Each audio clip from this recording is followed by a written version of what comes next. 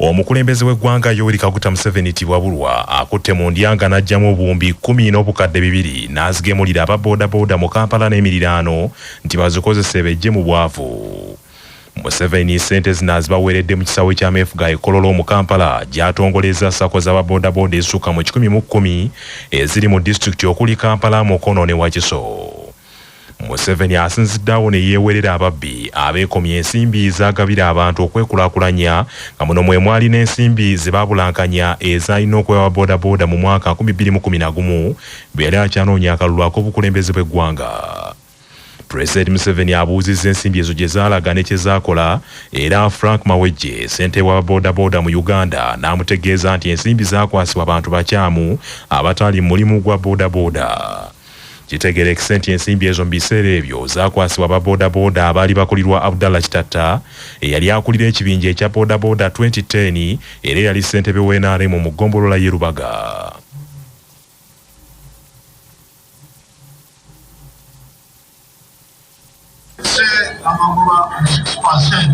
Ensonga eteesesaawo okugoba tuno ogw'omukaaga buli 10 would not be having this problem all this time. Era muzeeyi atugambye okusirika si kutamanya era ne ssente ziri ezasooka mu 2011 ayagala okumanya zaatambula zitya. Because what you are saying, Akamyu Kagulante, Mba Boda Boda, it was created by your people because I had given you the solution. Kubanga ye muzeeyi agamba kino ekitulumya emitwe ekyakamyu Kagulente kyali kimaze okugonjoolwa naye mwe mwennyini bwe yatuwa ettwe eryasooka ffe twakiteekawo mu bumpiipi ffe tweteekamu okutandika okwenyuunyuuta. Museveni mu ngeri y'emu alabudde aba bodaboda beewala okwewolanga ensimbi gye babasaba amagoba amangi ne batuuka n'okubewa pikipiki zaabwe. Ensonga eteesesaawo okugoba tuno ogw'omukaaga buli 10 is really not to make profit. Si kukola magoba. It is to deal with inflation. Kulaba nti ssente zaffe tezikuumuuka, tezigwamu muwendo, tezikuumuuka. That's why we are proposing 6%. So ne tuteesa tuteeke ku mukaaga buli 10. So what we want. President Museveni azeemu okukikaatiriza nti agenda kukkiriza abantu kubba bannayuganda era anaawera nti agenda kukolawo ekyenjawulo ku abo abaali bapaazizza ebisali by'ebipapula ku nguudo nga bakuba abantu engasa esukkiridde mu kiseera gavumenti bwe yali ekozesa kamera z'oku nguudo okuba ebipapula ku bidduka naddala nga ekozesa namba plate endigito. The penalties were too much.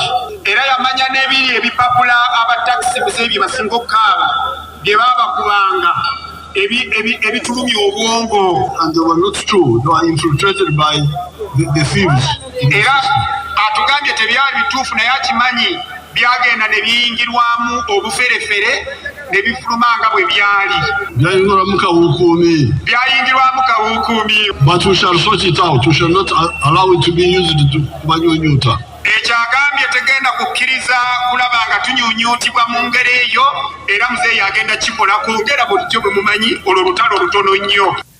Ssente wa bodaboda mu Uganda Frank Mawejje aweze nti wakwongera okukunga banne ku mirimu gwa bodaboda okwekulaakulanya nga bakozesa ensimbi zino obuwumbi 10 n'obukadde 2 President bw'abawadde. Oweekitiibwa President, tubadde nga tukaabira ennaku yaffe ey'Akamyu Kagulante abatuguza pikipiki ez'ebbeeyi gy'oli abalamu waneeno n'otusindikira mukyala Jane Baleke State House Controller n'akolagana ne Major General Damulira ne Major Kuteesa ne batuteekateeka mu ssako era wano we tuli abavuzi ba boda bonna boolaba basanyufu nnyo olw'enteekateeka yeeyo Oweekitiibwa President era essuubi leero tulina ddene nnyo nti olwaleero Kamyu Kagulante lwe tumugoba mu boda. Omukulembeze w'ekibiina kya National Unity Platform NUP Robert Kyagulanyi Ssentamu alabudde abavubuka abakyakozesebwa okutuusa ebikolobero ku bannaabwe nti batandika okulowooza ku biseera byabwe by'omu maaso. Kyagulanyi Robert Ssentamu okwogera bino asinzidde ku St. Peter's Church Ensambya ku mikolo egy'okuza olunaku lw'abavubuka ab'essaza ekkulu ery'e Kampala. Kyagulanyi Ssentamu agambye nti ekiseera kituuse abavubuka bave ku kukozesebwa okutulugunya bannaabwe beesonyiwa enjaga n'okukeeranga amayirungi naye bakolerera ebiseera by'omu maaso nga bakyalina amaanyi kubanga abangi emyaka gikyabalimba. Tewali kye bakuwanga bakikuweredde ku mukeeka ne Katonda kyakuwadde takikuwera ku mukeeka. Nze maama wange yali mukkiriza nnyo naye yaŋŋamba nga mwana wange God can only do for you what he will do through you. Lwaki bino mbibagambye kubanga njagala namwe mfune sense of responsibility. Mumanye nti buli omu alina role mu kutereeza ensi eno ffenna tusobole ogyeyagaliramu. Buli omu alina omulimu, oba muto oba mukulu, oba yasoma oba teyasoma. Ebyo byonna byonna tubitandika nga tumanyi balinawo tumanyi titukulemberwa abantu nti nebino byenjogedde kyangu nnyo oli najja n'agamba nti Kyagulanyi abadde ali mu kuwemula oba abadde ali mu kusiga bukyayi naye ate kubanga tumanyi nti kyetukola tekimenya amateeka.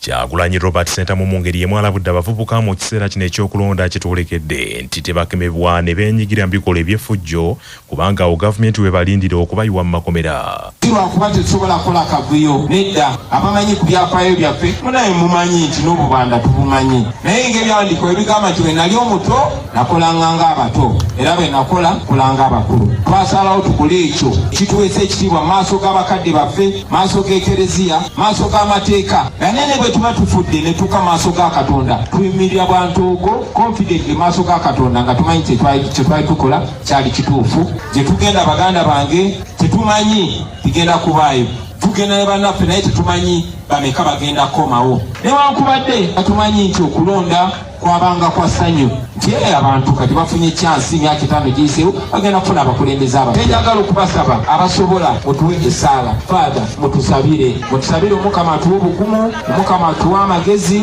okusingira ddala Omukama atukomeko tukole ebituufu.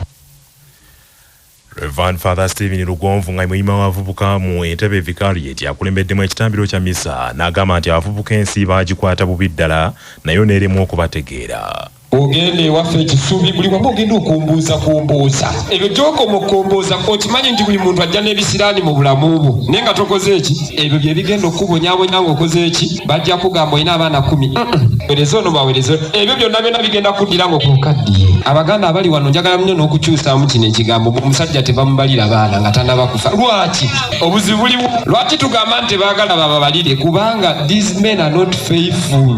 Gwe bw'oba omanyi wazaala omwana ensambya muwadde wadde omuteeke ewaka ogambe omukyala eyo gye nayise ensambya eyo Bobi Wine najja mu kinyumonyumo awo atolooza ono muleese.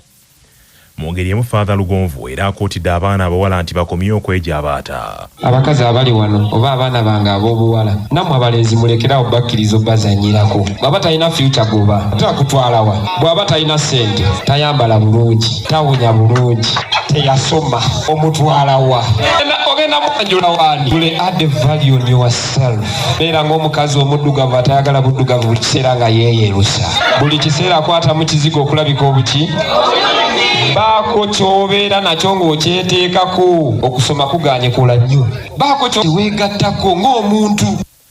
Pulezidenti w'ekibiina ekigatta abakristu mu Uganda Gavas Ndyanabo abadde omugenyi omukulu asabye abavubuka amaanyi ge balina bagakozese bulungi n'obutagayaalira mitimbagano kubanga mu kadde kano mwe muli emirimu egiwera.